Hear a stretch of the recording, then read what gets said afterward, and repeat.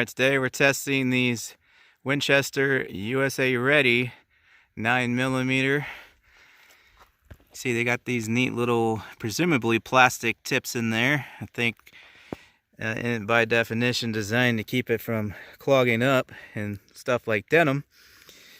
So these are 124 grain plus P.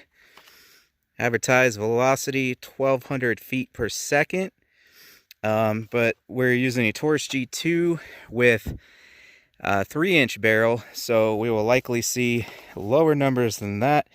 Generally, manufacturers rate their velocities from full-size pistols, but we got a chronograph set up, so we'll see what kind of velocities we can get.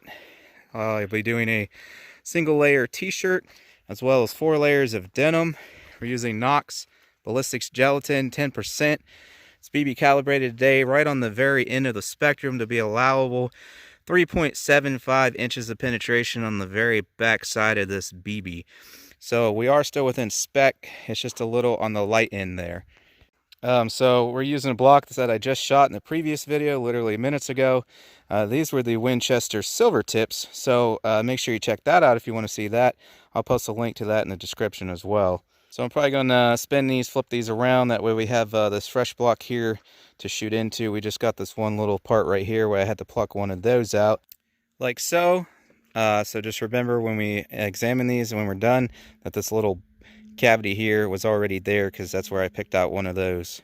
And by the way, guys, for those who would bring it up, I'm aware that the G2 is not plus P rated.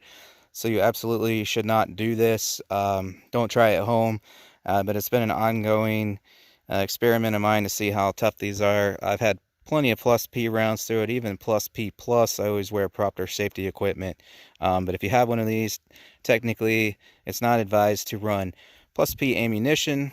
However, generally, if you only put a few through them, they're going to be okay. Basically, it's just going to, the reason they advise against that with certain guns, especially the cheaper made guns like this, is it's just basically going to wear the gun out faster.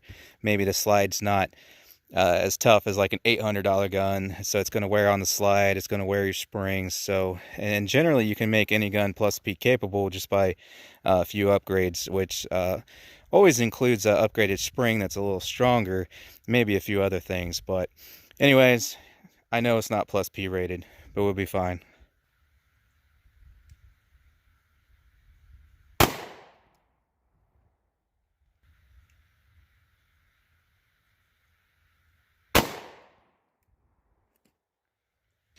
All right, let's see what we got going on here. Obviously, I saw the first track because I had to put the denim on here. And real nice large cavity there. This one, the second one's sitting right there. So we did not make any contact with that little bubble I mentioned in the beginning. So the first one through the t-shirt's sitting here. Absolutely massive permanent cavity. That's probably about 2 inches there. I'll measure it. Entry there. I came in a little lower than I meant to. We'll flip this over and take a look at it. So it's a little harder to see because it's down in there. The cavity is close to the same size. You can see these tips here that it shed. And then that one is just sitting right here on the back. And these are about 11, 12-inch blocks. Let's take another angle of it here. So there's flipped up. So that's the one through the denim. It's still kind of hard to see. The channel does look a little smaller, but this should give you a good perspective there with the sun shining through. So through the t-shirt, there's definitely more damage going on, and for longer as far as penetration is concerned. The permanent cavity that's large carries further through the t-shirt. So penetration on that one through the t-shirt is coming in at about 14 1/4. Or at least from my angle. Sometimes it looks different on the camera. So then this one here, sitting right at about 12 there.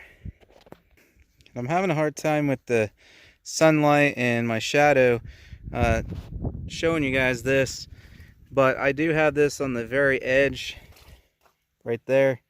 You can see where it expanded out there. Actually, I didn't quite go far enough. So anyways, about there. And so from there to the edge of this, it's actually over 2 inches. You're talking 2.5 inch wide permanent cavity there.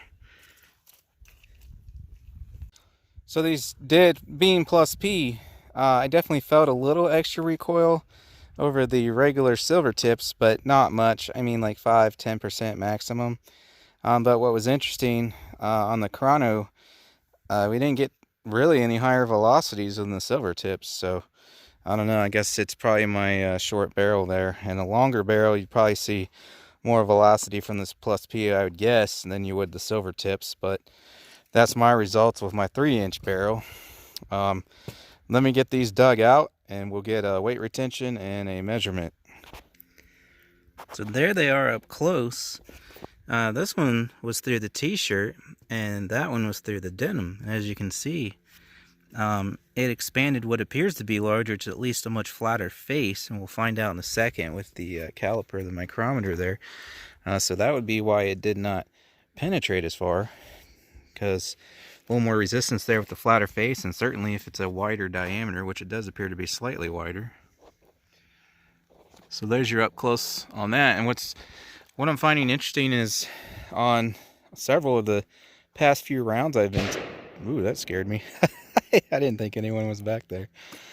On the past few rounds I've been testing, some of them have been expanding larger after going through the denim. Now usually it's the other way around. Usually the denim clogs them up.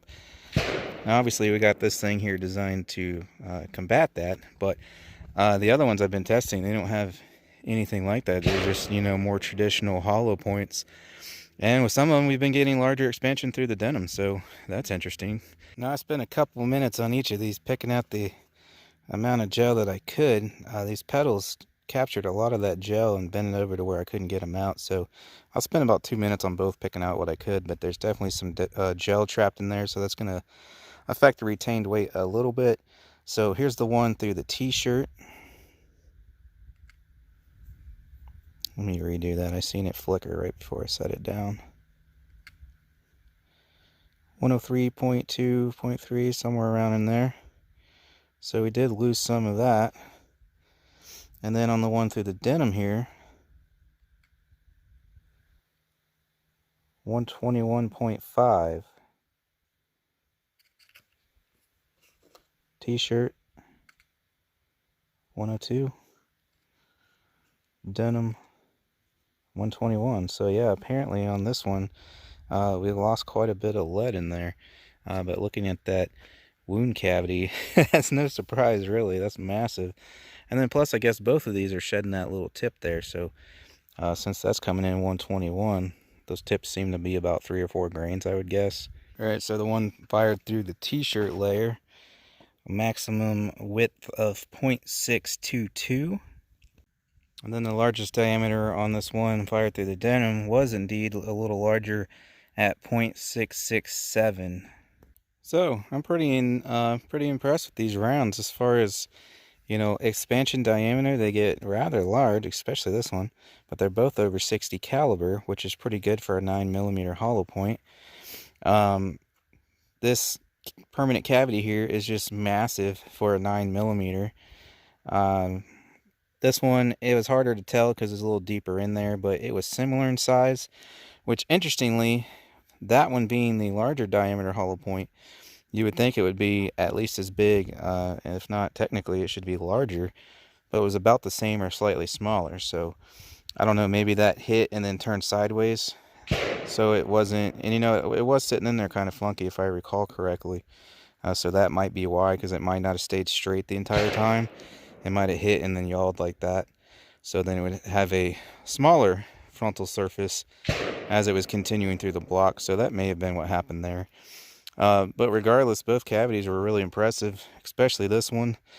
You got the minimum FBI recommended penetration with that one. You came in a little further with this one, so it's meeting the penetration criteria. Some guys like deeper penetration, so if you're one of those guys, we're not getting that deep a penetration with these, but we are getting very impressive permanent cavities and pretty large diameter there. So if you're not one of the dudes that wants a lot of penetration coming in 17-18 inches there, then this is a pretty good choice. So that'll do her, guys. Like I said, I just previously tested their silver tip, so check out the video for that. I'll link it in the description if you didn't already see it. If you want to get yourself one of these scales or the micrometer, the earmuffs I use, chronograph, thing I use to hold my cell phone for recording, even the denim here, I'll link all that in the description if you want to check any of it out. Targets I use, anything I use in any of these videos. But as I said, we have this if you want to see that. Winchester. I have done plenty of 9mm tests in the past. I'm still doing more, so you can check out the channel for that. And we have plenty more to look forward to. Like I said, not just 9mm, 380, 40, 45, centerfire rifle, 22 shotgun, all that and more coming up. Thanks for watching, and I hope to see you on the next one. And by the way, guys, I appreciate the requests, because sometimes you guys tell me about stuff I've never even heard of. So there's a lot of stuff on the list to get. So definitely, if there's something you want to see. He got me again. It was like dead silence for like 30 minutes, and then literally right over this hill, gunshot just goes off randomly, and yeah, I'm sure I'll get ragged on for that one. Anyways, if you have any suggestions, it might already be on the list, but definitely let me know what you want to see, because you never know, it might be something I never heard of and definitely want to try out. Anyways, again, thanks for watching, and I'll see you on the next one.